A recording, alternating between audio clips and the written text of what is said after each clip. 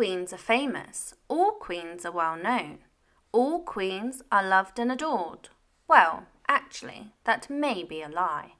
But there are certain queens whose name is known more across the world than others, and maybe one of the most famous of all is Queen Victoria. The Victorian era encompassed several dazzling moments, but amongst the good times were some of the darkest moments of English history.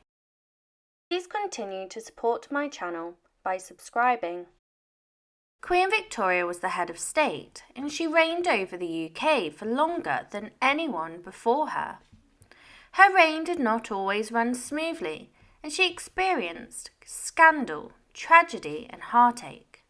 Join me today to look at 15 facts of Queen Victoria. One thing that is not very known is that Queen Victoria's name was not actually Victoria.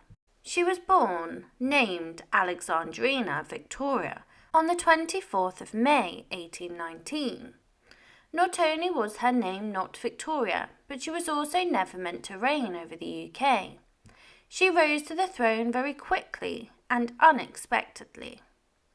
She was the daughter to the son of the king. She had been conceived with the whole purpose of making more heirs for the throne during a time of troubles for the government, when the Princess of Wales, the next heir, died during childbirth. But no one thought his line would get anywhere near the crown. Upon her birth, Victoria was fifth in line for the throne, but the little girl was quickly baptised into tragedy. One of Queen Victoria's nicknames was the Grandmother of Europe. She gained this nickname due to her meddling in her big brood's love lives. If you were a royal in the 20th century, chances are you were related to Queen Victoria. Queen Victoria meddled in the lives of her children and grandchildren, and even chose their significant others, ensuring they married into the best or worst royal families throughout the world. Unbeknown to us of her intentions, the decision she made with matchmaking was to build a stronger Britain and better relationships with countries across the globe. However, this was not always the case, and often the royals' lives would end in devastation and assassination for many of them.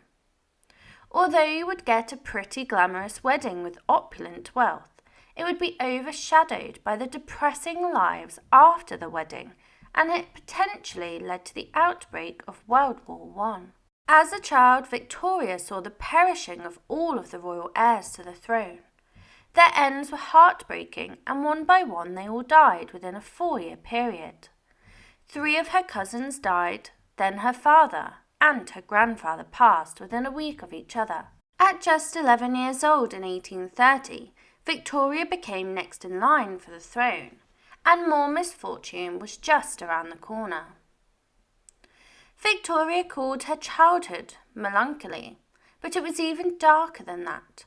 The famous stories of how Queen Victoria was brought up as a child are no myth, and the Duchess of Kent, who was used to getting her own way, controlled every little aspect of her life. This was when the famous Kensington system was born, and the bitter relationship between Victoria and her mother began. The Kensington system was designed to keep the young Victoria as far away from everyone as possible. The Duchess forced the girl to sleep with her every night, refused her nearly all playmates except for the family dog, and put her under a strict tutoring regime to turn her into the perfect ruler. And she also kept the girl away from King William's side of the family. She did not do this alone. She had a partner in crime who would become one of the most hated men of Queen Victoria upon her reign. Duchess Victoria and her beloved partner John Conroy also had a huge hand in building it. Conroy took on the system as his own, showing even more devotion to it than the Duchess herself. Queen Victoria was also a short woman. She grew to a mere 4'11". She was a strong queen who played a massive part in ensuring the development of the free world. However, below these accolades stood a tiny queen. The queen's height concerned some of her family, as they thought her short stature would harm her in the public eye in the future life. Victoria's uncle, then King William, absolutely despised her mother. When Parliament decided that the Duchess could be Victoria's regent, William's response was unforgettably petty.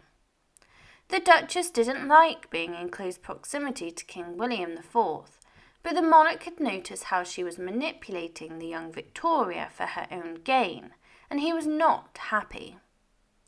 In his way to approach the topic, he did so dramatically, when on his 71st birthday banquet in 1836, William silenced the room and uttered a shocking speech.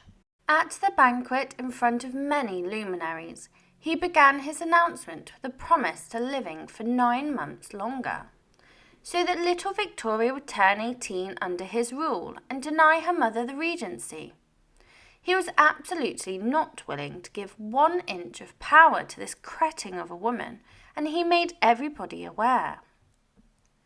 This led to the public humiliation of the Duchess, continuing his speech with, "If I lived to the girl's birthday, I should then have the satisfaction of leaving the exercise of the royal authority to the personal authority of that young lady, heiress presumptive to the crown, and not in the hands of a person now near me, who is herself incompetent to act with propriety in the situation."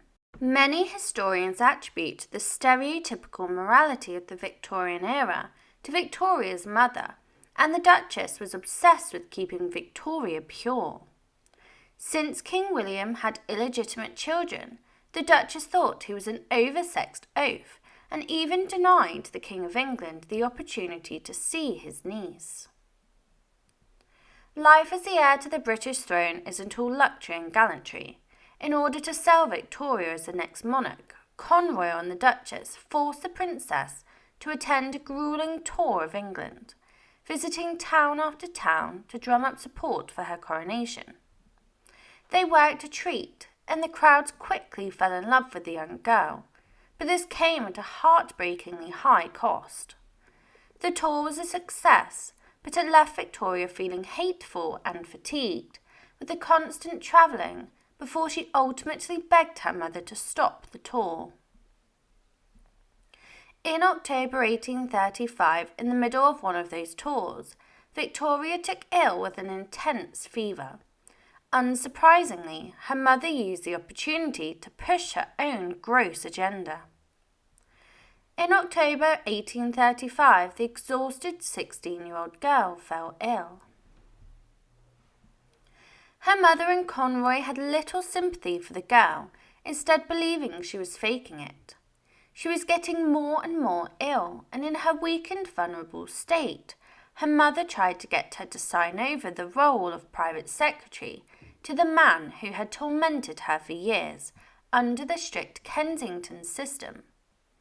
Luckily, it didn't work. Even in her poorly state, she did not trust this man. When she was 16 years old and becoming of age, Victoria's family started making plans to marry her off. She was the most eligible bride of the time, and there were 2 men in the running, Prince Alexander of the Netherlands, who King William IV backed, and Prince Albert, who her maternal uncle, King Leopold I of Belgium, supported. But when Victoria saw Albert this time, she got a great feeling from him. Victoria was smitten with Albert, and her private diaries go into very personal detail. The future monarch was a love-struck teenager, writing that Albert was extremely handsome. His eyes are large and blue, and he has a beautiful nose and a very sweet mouth. She described Prince Alexander as very plain. Victoria and Albert may have bonded through shared family trauma. Albert had his own childhood trauma. His mother was estranged due to his horrible father, who spread rumours that she had affairs during their marriage. His parents would divorce, and his mother started an illicit affair, while his father married his own niece. There is a rumour that had spread for decades that Queen Victoria was known for a very famous saying, "We are not amused."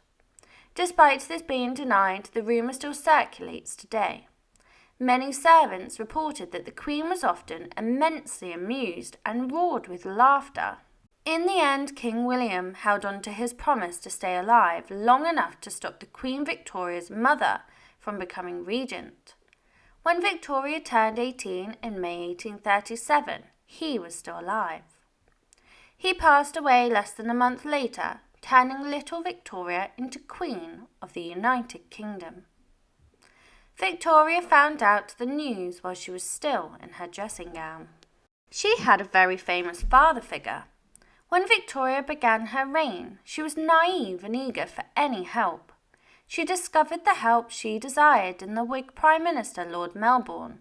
He took the inexperienced Queen under his wing.